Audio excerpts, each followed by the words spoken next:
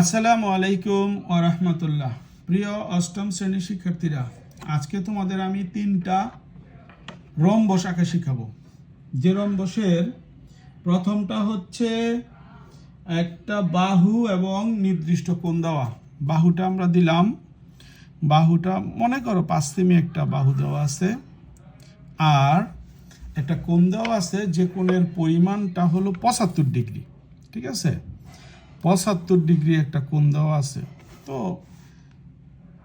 তোমরা অবশ্যই চাঁদা দিয়ে কোণটা নিবা, আমি আন্দাজ করে নিয়ে নিলাম। এটা একটা 75 ডিগ্রি কোণ আর একটা বাহু। আমরা রম্বসটা আঁকবো। দেখো যেভাবে আঁকতেছি অঙ্কনের বিবরণে সেটাই লিখবা। যেমন প্রথমে আমরা একটা বিই দৈর্ঘ্যের একটা রম্বসটা হবে, এখানে দিলাম বি আর এখানে দিলাম ই। বিই দৈর্ঘ্যের একটা রেখাংশ নিলাম। এই রেখাংশ থেকে আমরা প্রথমে এই যে বাহু এ আর কোনটা হলো এক্স, হ্যাঁ, এ বাহুর সমান একটা অংশ কাটবো।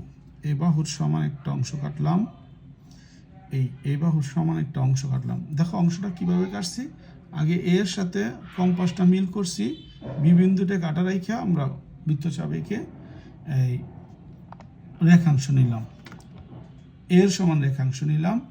এবার বি বিন্দুতে এক্স কোণের সমান কোণ আঁকবো। কোণ আঁকার জন্য কয়টা কাজ করতে হয় দেখো, একটা কাজ যেটা যে কোণটা আঁকবো সেই কোণের মধ্যে বৃত্তচাপ, ঠিক বি বিন্দুতে কাটা রেখে সেম বৃত্তচাপটা আঁকতে হবে।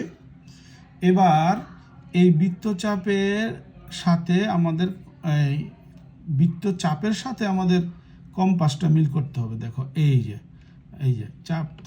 চাপটার এই বিন্দুতে কাটা আর এই বিন্দুতে পেন্সিল রাখছি। এবার এখানে কাটাটা রেখে আমরা একটা বৃত্তচাপ দিব। যদি আমরা এখানে যোগ করে দেই তাইলেই আমরা ওই এক্স কোণের সমান একটা কোণ এখানে পাবো। তাহলে বি যেখানে রশ্মি নিয়ে এর সমান অংশ কাটছি, বি বিন্দুতে এক্স কোণের সমান করে একটা কোণ আঁকছি। এবার আমরা আবার সেই এই বাহুটা এই কোণের যে নতুন বাহুটা পেলাম সেখান থেকে নিয়ে নিব। এই বাহুটা নিয়ে নিলাম। এখন সেম কাজটাই এই সেম ব্যাসার্ধেরই এইখানে কাটা রেখে একটা বৃত্তচাপ দিব। এটা এই বিন্দুতে কাটা রেখে একটা বৃত্তচাপ দিব, আবার এইখানে কাটা রেখা আরেকটা বৃত্তচাপ দিব।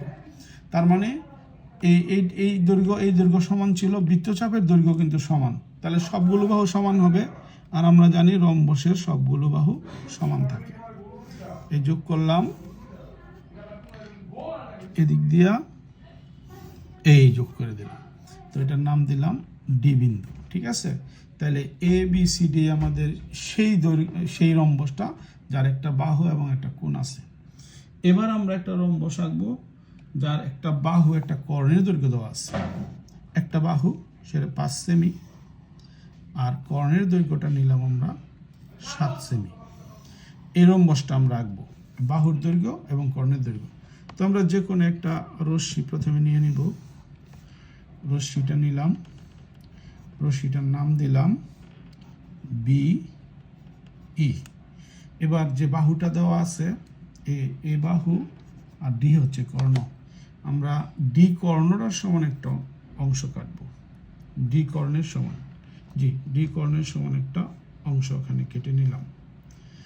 এবার এ বাহুর সাথে আমার কম্পাসটা মিল করব। এ বাহুর সাথে কম্পাসটা মিল করলাম, এ বাহুর সাথে।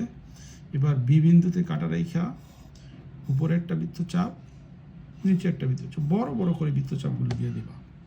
আবার এই পাশে আইসা এইখানে একটা বৃত্তচাপ, এইটার উপর একটা বৃত্তচাপ।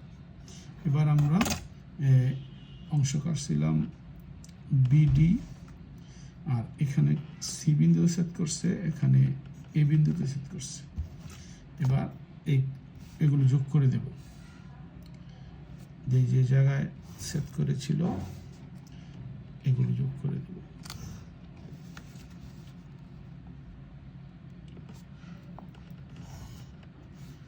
এগুলো যোগ করে দেব। এই যে দেখো এ বি সি ডি আমাদের সেই রম্বস যার একটা কর্ণ ডি এর সমান এবং বাহুগুলো সব এর সমান। এবার আমরা 3 নম্বর রম্বসটা আঁকবো। দেখো দুইটা রম্বস ছিল, একটা বাহু একটা কোণ, একটা রম্বস। একটা বাহু একটা কর্ণ, সেটার জন্য রম্বস। এবার হচ্ছে শুধু দুইটা কর্ণ দেওয়া আছে এরকম একটা রম্বস। তো দুইটা কর্ণের একটা মনে করো 6 সেমি, আরেকটা মনে করো পাশাপাশি নিবা, আরেকটা মনে করো 7 সেমি। এ হইল আমাদের দুইটা কর্ণ, রম্বসের দুইটা কর্ণ। তো আমরা প্রথমে যে কোনো একটা রশ্মি নিব, যার আমরা নাম দিলাম বিই। যে কোনো রশ্মি নিলাম। এবার আমরা এখান থেকে বড় কর্ণটাই নিয়ে নিই আগে। বড় কর্ণটার সমান একটা অংশ এখানে কাটবো।